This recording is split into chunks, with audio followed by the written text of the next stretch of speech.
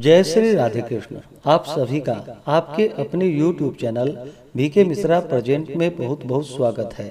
आइए आज आप सब जानेंगे वर्ष 2024 भाद्रपद मास शुक्ल पक्ष परिवर्तिनी एकादशी व्रत के शुभ मुहूर्त के बारे में, पारण समय के बारे में, पारण कब और किस चीज से किया जाएगा, इस दिन भगवान को किस वस्तु का भोग लगाए, तो जानेंगे व्रत पूजा महत्व नियमों के बारे में। आप सभी भक्तों को परिवर्तिनी एकादशी व्रत की ढेर सारी शुभकामनाएं। आप सभी के जीवन में भगवान विष्णु माता लक्ष्मी की कृपा से आप सभी भक्तों को सभी प्रकार के सुख और समृद्धि की प्राप्ति हो। भगवान विष्णु आप सभी भक्तों के इच्छाओं को पूर्ण करें। इसी प्रकार से ज्ञानवर्धक जानकारियां प्राप्त करते रहने के लिए, व्रत पूजा के बारे में जानने के लिए, कथा को सुनने के लिए चैनल पे अगर आप पहली बार आए हैं तो चैनल को लाल बटन दबा करके सब्सक्राइब करें, साथ में बेल आइकन घंटी को दबाएं ताकि आने वाली वीडियो का नोटिफिकेशन आपको समय से मिलता रहे। वीडियो को लाइक करें, कमेंट में भगवान विष्णु की जय जरूर लिखें।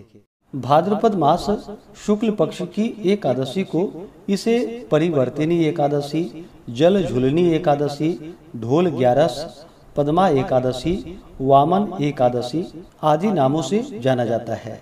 इस दिन विशेष प्रकार से भगवान विष्णु, माता लक्ष्मी और भगवान विष्णु के वामन स्वरूप की पूजा की जाती है। इस दिन भगवान विष्णु अपना अंग परिवर्तन करते हैं, इस कारण से इसे परिवर्तिनी एकादशी के नाम से जाना जाता है।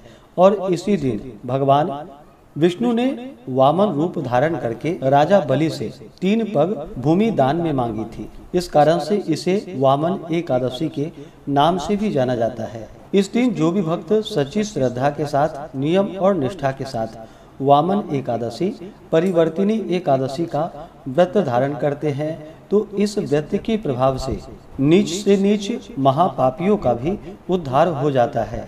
इस व्रत को धारण करने वाले को अश्वमेध यज्ञ के समान पुण्य फलों की प्राप्ति होती है। इस एकादशी को त्रिलोकी भगवान की पूजा एवं दान तथा रात्रि का जागरण अक्षय पुण्य और महा मंगल फल देने वाला है। इसको करने वाले एवं कथा आदि श्रवण करने वाले को स्वर्ग और मुक्ति की प्राप्ति होती है। तो आइए जानते हैं परिवर्तिनी एकादशी व्रत के शुभ मुहूर्त के बारे में।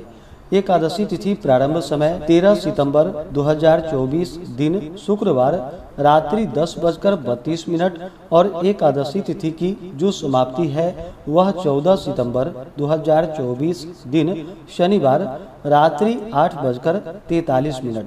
तो हमें शुद्ध रूप से एकादशी व्रत के लिए सूर्योदय व्यापनी के अनुसार जो समय प्राप्त हो रहा है, तो सभी भक्तजन 13 सितंबर को 10वीं दिन के नियमों का पालन करेंगे। 14 सितंबर 2024 दिन शनिवार को एकादशी का व्रत धारण करेंगे और व्रत का पारण 15 सितंबर रविवार के दिन किया जाएगा। एकादशी व्रत का पारण हरिवासर समाप्त होने के बाद करना चाहिए। हरिवासर का समय द्वादशी तिथि का पहला चौथाई हिस्सा हरिवासर का होता है।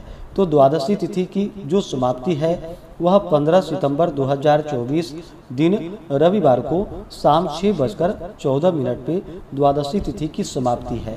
व्रत का पारण 15 सितंबर को सुबह 6:01 से सुबह 8:34 तक परिवर्तिनी एकादशी व्रत का पारण किया जाएगा। इस व्रत का पारण कुसमांडेन पारणम, जिसे कि बहुत से जगहों पर भुआ के नाम से भी जानते हैं, तो इससे इस व्रत का पारण है। यह संभव ना हो पाए तो आप जल या फल से व्रत का पारण करें। एकादशी तिथि के दिन ब्रह्म मुहूर्त का जो समय होगा 14 सितंबर को, वह समय सुबह 4:33 से सुबह 5:19 तक होगा। सूर्योदय का समय सुबह 5:44 और सूर्यास्त शाम 6:02 होगा। राहु काल का समय 14 सितंबर को सुबह 8:48 से सुबह 10:20 तक होगा और 15 सितंबर को शाम 4:29 से शाम 6:01 तक होगा। राहु काल समय के दौरान कोई भी शुभ कार्य या नया कार्य नहीं करना चाहिए, इस बात का ध्यान रखें। 14 सितंबर को योग जो कि शोभन योग होगा इस दिन शाम 6:18 तक। उसके बाद अति गंड योग होगा। इस दिन सर्वार्थ सिद्धि योग बन रहा है और रवि योग भी बन रहा है। सर्वार्थ सिद्धि योग जो कि रात्रि 8:32 से शुरू होकर के अगले दिन सुबह 6:06 तक होगा और रवि योग का समय सुबह 6:06 से सुबह 8:32 तक होगा। इस दिन नक्षत्र जो कि उत्तराषाढ़ा नक्षत्र रात्रि 8:32 तक होगा। उसके बाद श्रवण नक्षत्र होगा। तो इस दिन भगवान का पूरे विधि विधान के साथ गंध पुष्प धूप दीप आदि से पूजा करनी चाहिए। नैवेद्य आदि अनेक प्रकार के अर्पित करने चाहिए। दूध से बने हुए वस्तु हो या अभी के मौसम में मिलने वाले ऋतु फल आदि हो वह भगवान को अर्पित करनी चाहिए। इस दिन भगवान को विशेष करके जो कि काले तिल चढ़ाएं और तुलसी दल अवश्य ही अर्पित करें। भगवान विष्णु को अक्षत नहीं चढ़ाया जाता है, इस बात का ध्यान रखें।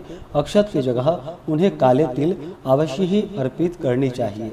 नैवेद्य आदि का जब भी आप प्रसाद का भोग लगाते हो तो तुलसी दल डाल करके ही भगवान को भोग लगानी चाहिए। नैवेद्य का भोग लगा करके जल से आचमनी करवाएं।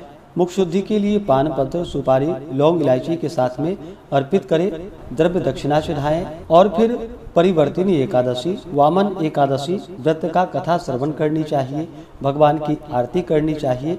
इस प्रकार से एकादशी के दिन भगवान का पूरे विधि विधान के साथ पूजन करें, कथा श्रवण करें, रात्रि जागरण करें और अगले दिन जाकर के सुबह स्नान करके शुद्ध वस्त्र धारण करके भगवान का पूजन और आरती करके इसके बाद ब्राह्मणों को भोजन करवाएं, ब्राह्मणों को दान और दक्षिणा दे और फिर समय के अनुसार व्रत का पारण करना चाहिए। इस व्रत को जो कि दिन रात्रि उपवास रहते हुए धारण करनी चाहिए। जो उपवास नहीं रह पाते हैं, जिनका स्वास्थ्य सही ना हो, तो आप एक समय फलाहार ग्रहण करके व्रत को धारण करें। व्रती को व्रत के दौरान किसी के ऊपर क्रोध नहीं करनी चाहिए। किसी के प्रति अपने मन में ईर्षा या द्वेष का भाव नहीं लाना चाहिए। ब्रह्मचर्य का पालन करना चाहिए। इस दिन खास करके मुंह मांगा दान किसी को न देनी चाहिए। अपने श्रद्धा और सामर्थ्य के अनुसार ही दान आदि का कार्य करना चाहिए। इस दिन खास करके अगर ककड़ी मिल सके तो भगवान को ककड़ी का अवश्य ही भोग लगाना चाहिए और उसे प्रसाद के रूप में ग्रहण भी करना चाहिए। और इस दिन जहाँ तक हो सके साधारण वातावरण में रहनी चाहिए। इससे भगवान अपने भक्तों पर अति प्रसन्न होते हैं और अपना कृपा प्रदान करते हैं। तो आशा करता हूँ कि यह जानकारी आपको अच्छा लगा हो। इसी प्रकार से ज्ञानवर्धक जानकारियाँ प्राप्त करते रहने के लिए, व्रत पूजा के बारे में जानने के लिए, कथा को सुनने के लिए चैनल पे अगर आप पहली बार आए हैं तो चैनल को लाल बटन दबा करके सब्सक्राइब करें। साथ में बेल आइकन घंटी को दबाएं ताकि आने वाली वीडियो का नोटिफिकेशन आपको समय से मिलता रहे। वीडियो को लाइक करें, शेयर करें। सुखी रहें और स्वस्थ रहें। जय श्री राधे कृष्ण। धन्यवाद।